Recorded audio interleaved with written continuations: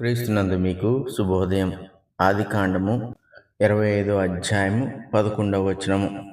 అబ్రహాము మృతి పొందిన తర్వాత దేవుడు అతని కుమారుడగు ఇస్సాకును ఆశీర్వదించెను.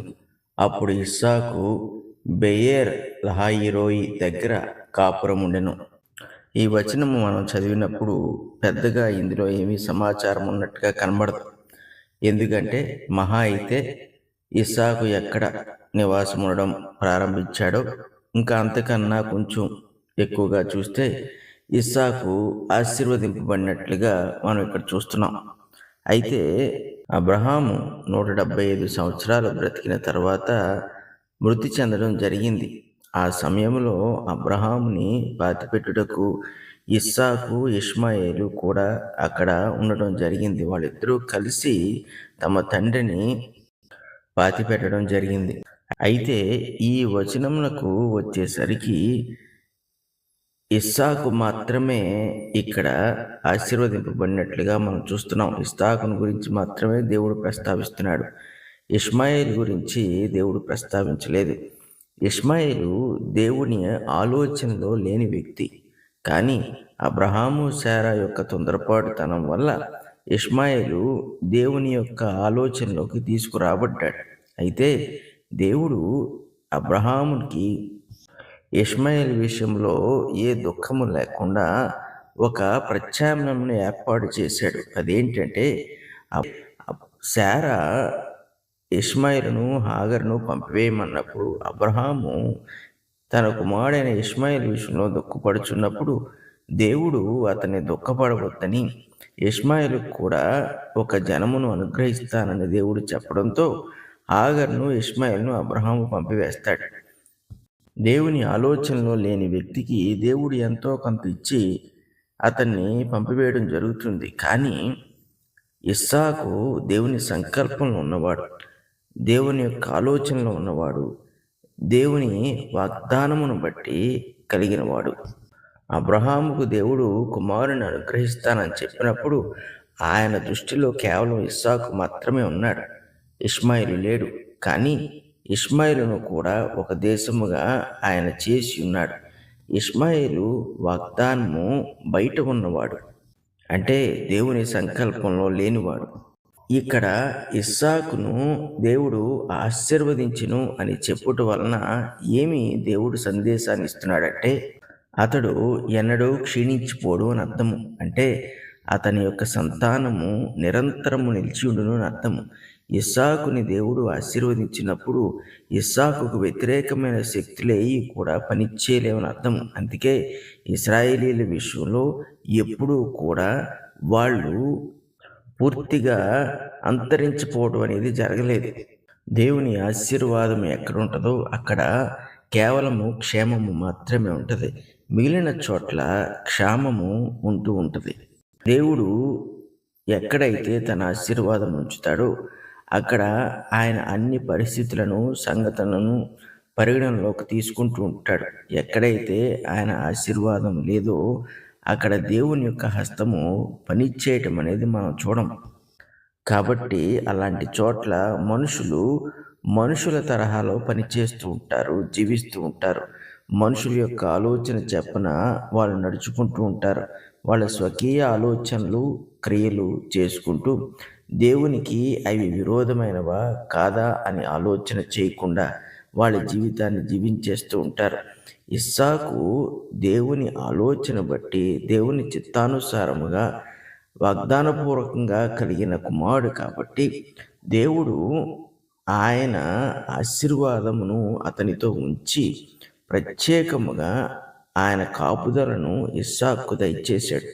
అందుకే ఇస్సాకు ఈ దినం వరకు కూడా చనిపోయినప్పటికీ విశ్వాసము ద్వారా నీతిమంతులందరితో కూడా మాట్లాడుతూనే ఉన్నాడు. ఇష్మాయేలుకి ఎటువంటి ధన్యత లేదు. ఇష్మాయేలుకి జనాంగం ఉన్నప్పటికీ కూడా వాళ్ళు దేవుని యందు ఉండువారుగా లేరు, దేవుని ఎరుగువారుగా లేరు, దేవునికి విధేయత చూపుచున్నవారుగా లేరు, దేవుని వాగ్దానమును పొందుచున్నవారుగా ఎంత మాత్రమూ లేరు. వారు దేవునికి వ్యతిరేకమైన ప్రజలుగానే జీవించుచున్నారు. ఇష్మాయేలు సంతానముకు చెందినవాడు ఎవడైనను క్రీస్తును ఒకవేళ ఎరిగి ఆయన యందు నిలిచి ఉన్న ఎడల వాడు ఇక మీద ఇష్మాయేలు సంతానముగా ఎంచబడ్డు. విశ్వాసమును బట్టి దేవుడు అనుగ్రహించిన వాగ్దానమును బట్టి వాడు ఇస్సాకు సంతానముగానే ఎంచబడుతుంటాడు. కాబట్టి ఇస్సాకుకి ఎటువంటి ఆశీర్వాదమునైతే దేవుడు దయచేశాడో ఆ ఆశీర్వాదంలో అతడు కూడా పాలిభాగస్థుడవుతూ ఉంటాడు. కానీ ఇష్మాయేలు సంతానముగా ఉన్నవారు ఎవరూ కూడా ఇస్సాకు కలిగిన ఆశీర్వాదమును పొందడానికి అవకాశమే లేదు. దీన్ని బట్టి మనకి ఏం అర్థమవుతుందంటే దేవుడు ఎవరిని ఎన్నిక చేసుకుని ఎవరిని పిలుచుకుంటాడో వాళ్ళకు మాత్రమే ఆయన ఆశీర్వాదమును దయచేస్తుంటాడు.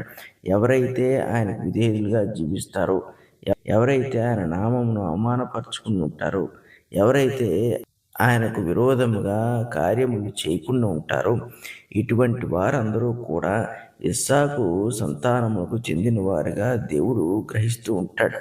వాళ్ళని దేవుడు ఆశీర్వదించినప్పుడు అన్ని విషయముల్లో దేవుడు వారిని ఆశీర్వదిస్తూ ఉంటాడు.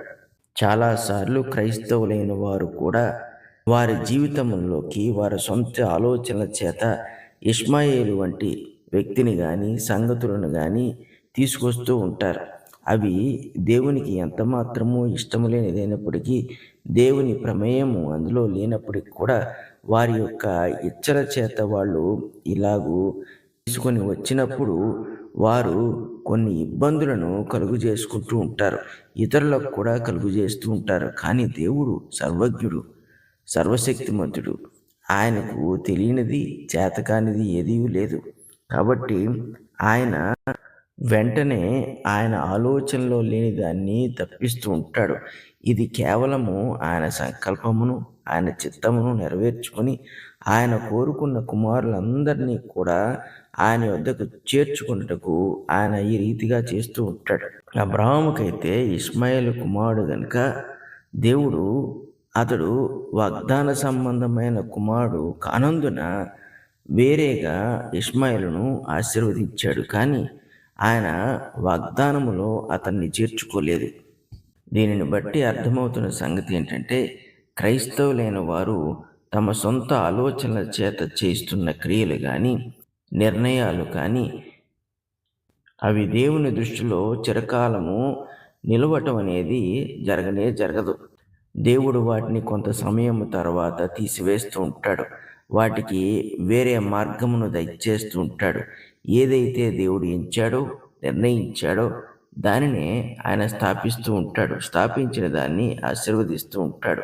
కాబట్టి విశ్వసించుచున్న వారందరూ కూడా మేలుకొని తెలుసుకోవాల్సింది ఏంటంటే దేవుని చిత్తానుసారముగా దేవుని యొక్క ఆలోచన చొప్పున నడుచుకోవటమే ఎంతైనా మేలు.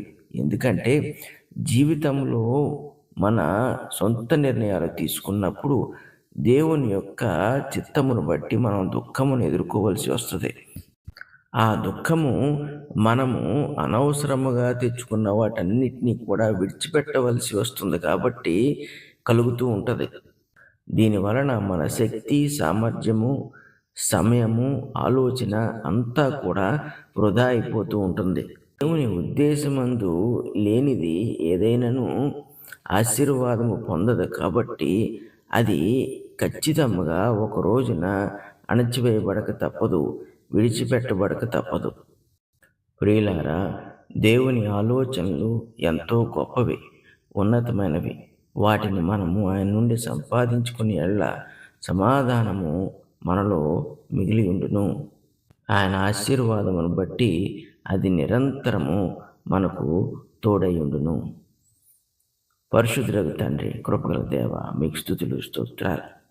మానవులుగా నాయన మేము చేయుచున్న కొన్ని పనులు బట్టి ఎంతో భారమును దుఃఖమును ఆయాసమును మేము సంపాదించుకొనుచున్న సందర్భాల్లో నాయన మేము నీ వైపు తిరగలేని పరిస్థితుల్లో ఉన్న సందర్భాల్లో మీరు కనికరించి ఆలోచన చొప్పున మా ఎడల మీరు కనికరము చూపిస్తారని ప్రార్థన చేయుచున్నాం. ఇలాగ స్వక్రియలను బట్టి స్వకీయ ఆలోచనలను బట్టి నిన్ను విశ్వసించుచున్నవారు తమ జీవితములను వ్యర్థపరచుకోకుండా నాయన ఇదిగో నీ వాక్యము ద్వారా నీ ఆత్మ ద్వారా వాళ్ళని సంధించి నీ చిత్తానుసారమైన మార్గంలో నడిపిస్తారని ప్రార్థన చేస్తూ యేసు పరిశుద్ధ నామమున అడుగుచున్నాం తండ్రి. ఆమేన్.